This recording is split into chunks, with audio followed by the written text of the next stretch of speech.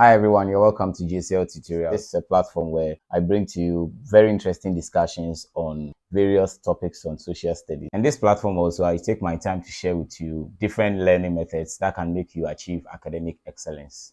Now, the world is growing with endless opportunities, and I want us to delve into a field that I'm so much concerned about.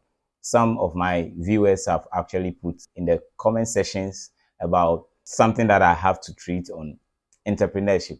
That is what I'm addressing in this particular lesson. If this is the first time you're watching me, just scroll down and the subscription button is there. Click and make sure you click the notification button too. If there is any video that I put here on the channel, you get a notification and also get to watch. Share with other people also out there so they can also learn. Now, this has to do with business, entrepreneurship. So the topic is broad, but we can look at as a basic school student or senior high school student, what do you have to understand about this topic? This is something that gives you practical lessons. Now, as a student, you don't need to complete or finish school. Then you start looking for a job. You can create a job for you, a business, a small business for you that you can be running.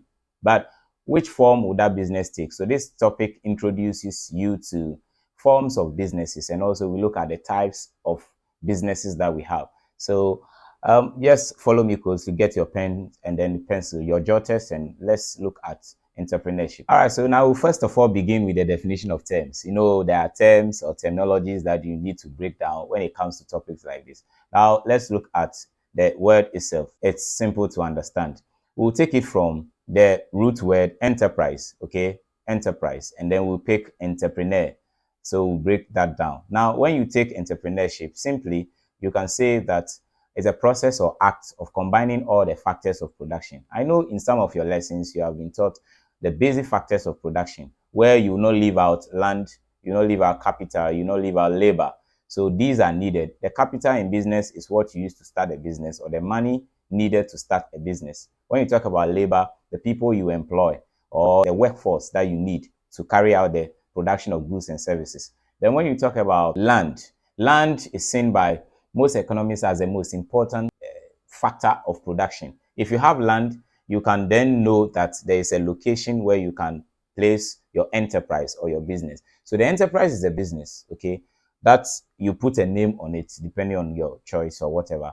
Then you register the business. Most people here don't register their businesses, and we'll be talking about that too as well. Now, when you look at the three terms, when you put them together, you can have a very complete definition for entrepreneurship. So the act or process of combining all the factors of production to produce goods and services. Now, that is what you have in mind.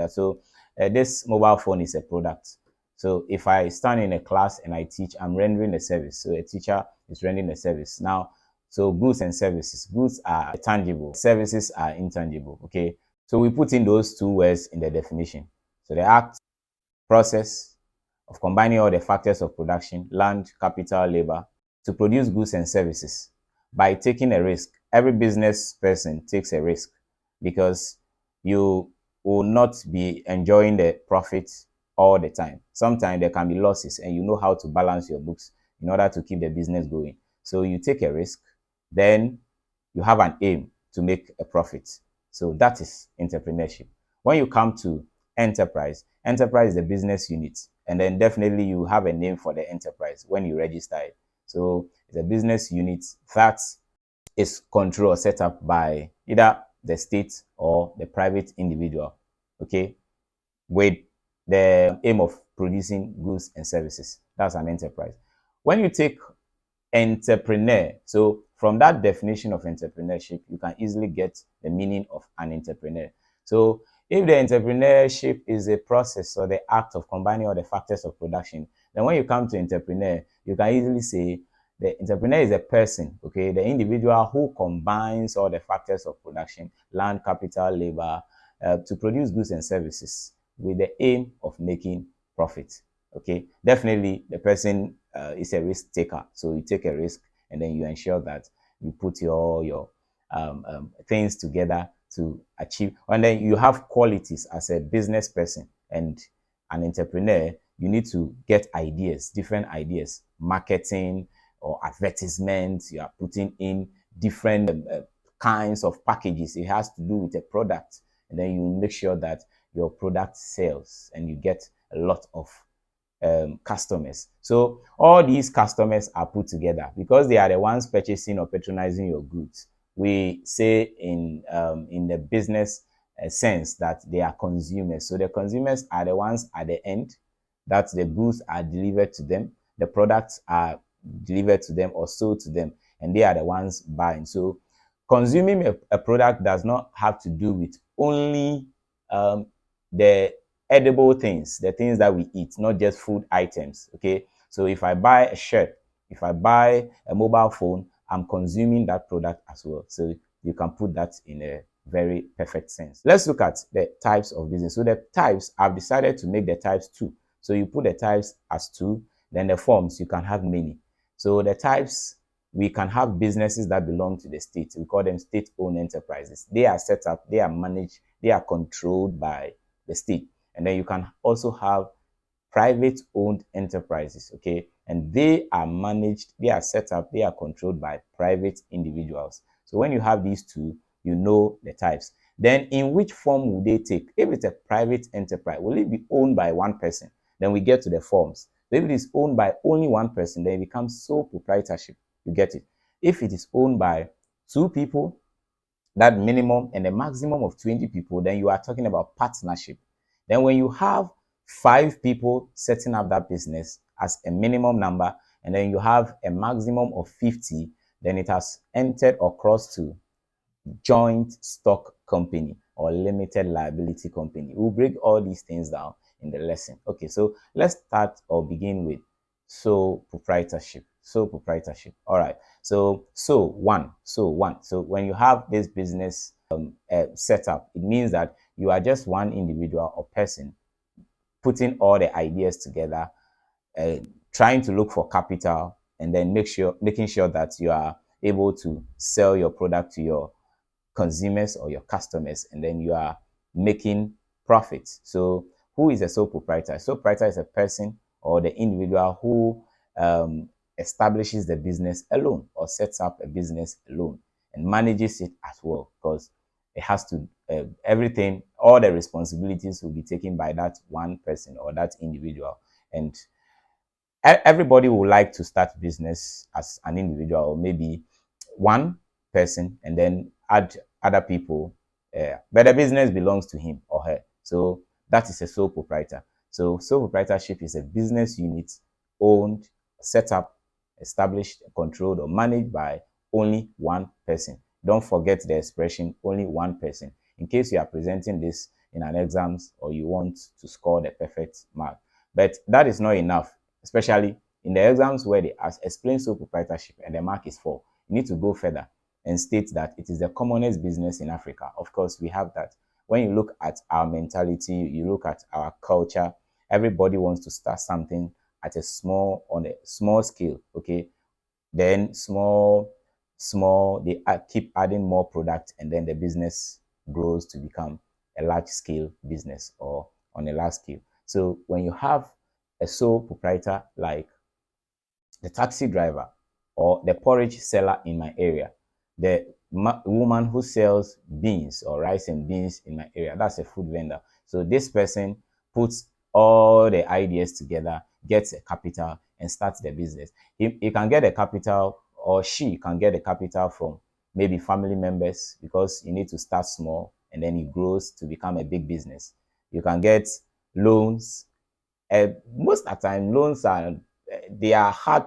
It's difficult to get loans, okay? But sometimes some of these people may secure loans from savings and loans companies or microfinance, that they have been contributing to, so they can get those monies from there and start the business. Okay, so it is easy to start the commonest business, and for that reason, because it is just owned by one man or set up by one man, it is also described as one-man business. So don't forget this term, one-man business. In case they bring this in an objective question, sole proprietorship can also be described or called one-man business. Now let's look at the merits and demerits. So when you look at the merits, the advantages and disadvantages, you realize that the sole proprietor, because he's alone, he has his privacy. He doesn't need to be sharing the business secret to people. He owes no one that, and that is it. You are able to focus and then grow the business. That's one. Decision making is fast because you are alone. You take your decisions and then you are able to take actions quickly. When things are not going well in the business, you don't need to consult a lot of people to see how they are done. Then you go ahead and execute your plan.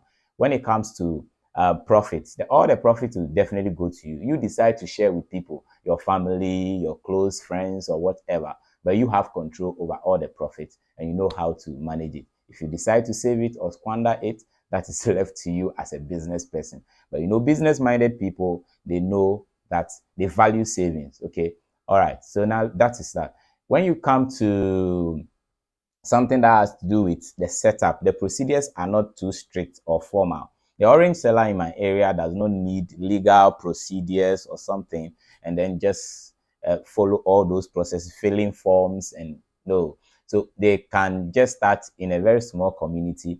At the roadside, they get their tray, they get the oranges, get their knives, and then they start selling these oranges to people. Okay, so that is very easy and it makes it very fast or quick for the business people to establish. All right, so I think you get the idea also over there. Now, also talking about how easy it is to set up, the capital requirement is low. Okay, the money you need to start, if it is 50 cedis, 100 cedis, 200 cedis, okay, you can start this business and it is very easy. Okay, so that ends it for that. Let's look at the other side of the coin. There are disadvantages. So when you look at the disadvantages, a lot of them.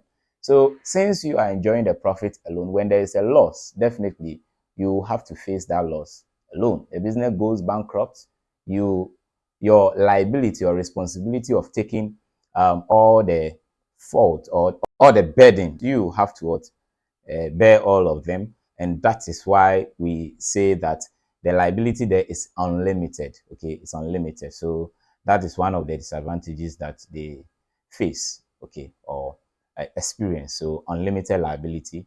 And then the losses are faced by only the owner, the sole proprietor. In times of sickness or death, the business can collapse because you are alone. No one is helping. You are managing the business alone. Something can happen to you. No, we don't know.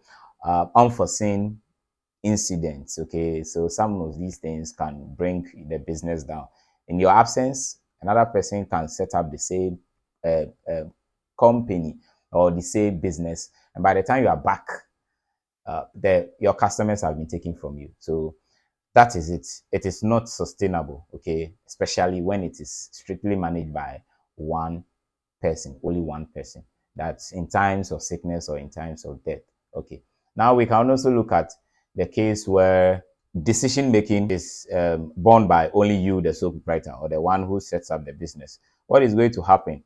You know, when you consult people in a way, it's good because you are able to get different ideas, compare it to what you have put on paper, and then you see whether what they are saying is also good. Because when you take different ideas, you are able to make good decisions. But here, you are the only one taking the decisions because it is fast for you. It is quick to execute. And when you do that, what is going to happen is that you are definitely going to lack certain vital ideas. Maybe those ones can help the business grow properly. Yeah, so that is it. The sole proprietor may lack ideas. These are some of the things. When you come to partnership, where you have a minimum of 2 and a maximum of 20, here you have more people, so you can share ideas and then you can also have people contributing their quota. Maybe they have money to add to what you have, and then the business will grow or become bigger. So mostly partnership will definitely be bigger than the sole proprietorship. Okay, I hope you are getting the concept. So we are building it. We are building it. We are from then we started with the explanation of terms, then we moved into partnership. Now let's get to joint stock company. That area is bigger. If it's a limited liability or joint stock company belonging to the state, you have a minimum of 7 and it has an unlimited number. Okay, so no maximum any this thing over there. So you can just say minimum of 7 and a maximum. So we have big companies. State companies can even partner with private people and they can do business. So it's allowed. That's why we need a lot of people there. So the people in that business, they are called shareholders. So the shareholders are the contributors. They are the ones who invest their money into the business. They are the shareholders. Now, all the money is invested. When we put them together, the name given to that is stock. That's the stock. So that's a joint stock. So they have joined, the stock are joined, or the money, the shares are put together. That's why they get the name joint stock company. Limited liability. Why are they also called limited liability? I told you with a sole proprietor, your liability is unlimited. That means that when the business goes bankrupt, your assets can be seized. Asset means property, your things that you need to own as an individual. Because the business has gone bankrupt, maybe the banks will come after you, or people who you took money from to start the business will come after you and they will take all those things. So it means that the liability there is unlimited. But when you come to joint stock company, the liability is limited. The bankruptcy or things that go wrong in the business actually does not affect the assets of the people, the shareholders. So in a way, maybe the business can be dissolved, but it does not go to the extent of getting their properties or their assets confiscated or seized or taken from them.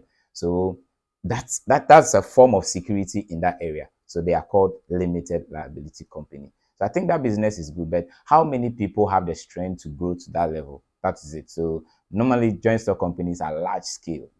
So you can have these big companies, MTN Ghana, Vodafone Ghana, they are there, private companies. All right. So these are some of the facts I want to bring to you about business. Why is it so important to do business? It's good. You finish school, as a school leaver, you can put together some of these things and then start a business in a small corner. These days, people are using the internet, okay, to go into entrepreneurship.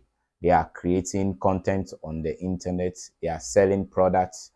Your mom's products can be advertised. So you have gone to school and you have learned these things in school.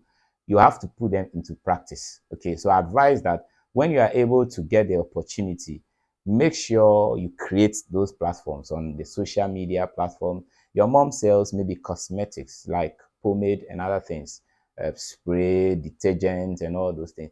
Put them online, advertise them, okay, and make sure that you get more customers for your family or your the one you are helping, and it could be your own business too as well. I believe that this discussion about the whole concept of entrepreneurship has sunk down deeply, and you have learned something new or even added to what you already know.